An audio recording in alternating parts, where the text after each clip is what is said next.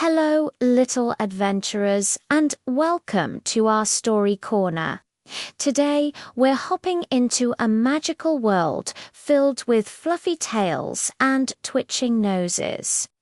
Get comfy because we're about to begin the adventures of the little rabbit. Once upon a time, nestled in a lush green meadow filled with colorful wildflowers, lived a little rabbit named Pip. Pip wasn't just any rabbit. He had the softest white fur, the longest, most curious ears, and a heart brimming with adventure. Every morning, as the sun peeked over the rolling hills, Pip would wiggle his nose and think, "What wonderful new thing can I discover today?" One sunny morning, Pip was practicing his hopping. He hopped over a daisy. He hopped over a smooth grey stone. And he even tried to hop over a grumpy-looking mushroom. As he took a big leap, he landed right next to a sparkling, giggling stream. "Hello, stream," Pip chirped. The stream bubbled back in reply. Pip had never followed the stream very far from his cozy burrow. "Today's the day," he declared to a ladybug passing by. "I'm going to see where this stream goes." With a brave puff of his chest, Pip started his journey, hopping along the grassy bank. The stream led him past familiar fields of clover and into the Whispering Woods, a place his mother had always told him was full of wonders and mysteries. The trees stood tall like ancient giants, their leaves rustling with secrets. Pip's long ears swiveled, catching every little sound, the tweet of a hidden bird, the scurry of a tiny field mouse. He felt a little nervous, but his excitement was much bigger than his fear. Deeper in the woods, he heard a faint squeak. "Help!" Squeak. Pip followed the sound and found a tiny squirrel with his tail caught under a fallen branch. "Oh dear," cried Pip. "Don't worry, I'll help you." Pip, though small, was strong. He pushed and nudged the branch with his head and his paws until, with one final shove, the squirrel's tail was free. "Oh, thank you, chattered the squirrel, flicking his now free tail. "My name is Squeaky. You're very brave for a little rabbit."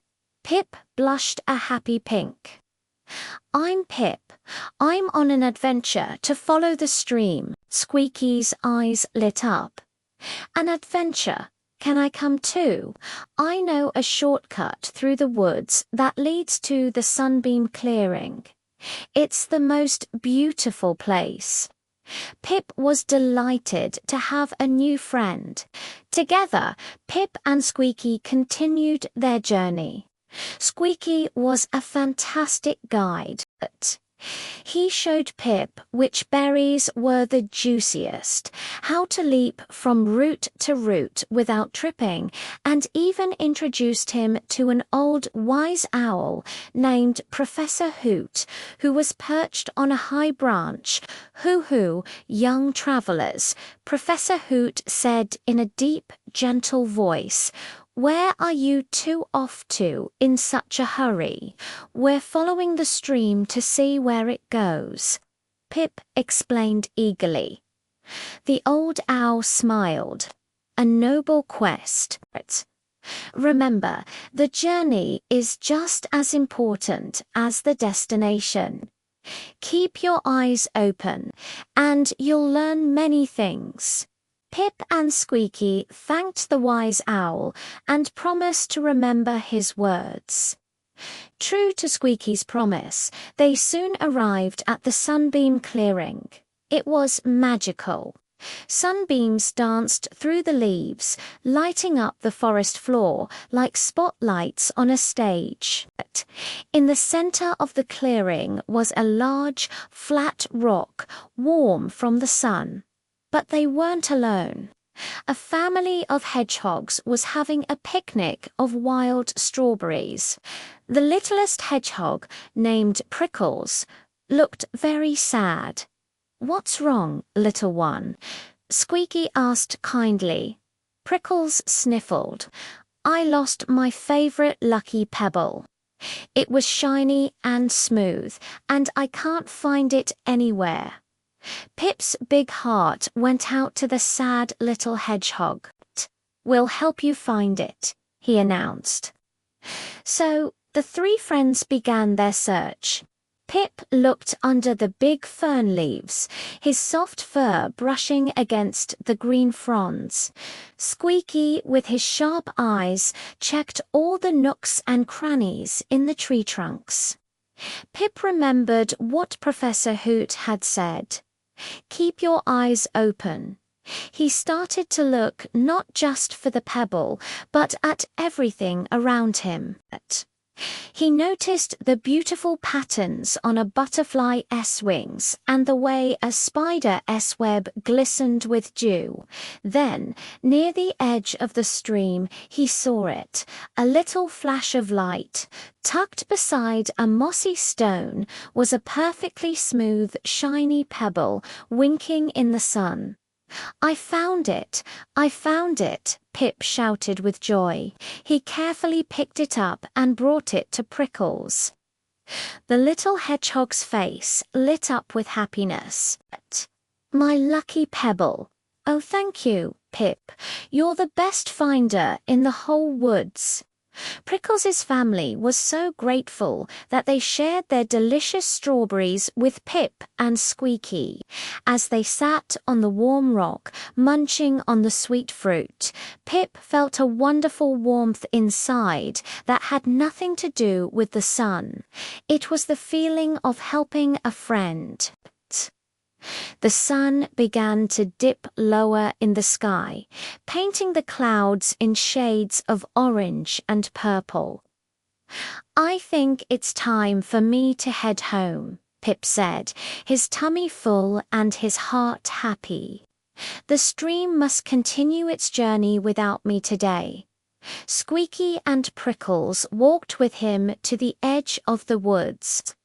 "Thank you for the best adventure ever," Squeaky chattered.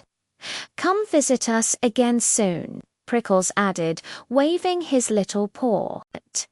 As Pip hopped back along the stream, the world seemed even more beautiful than it had that morning.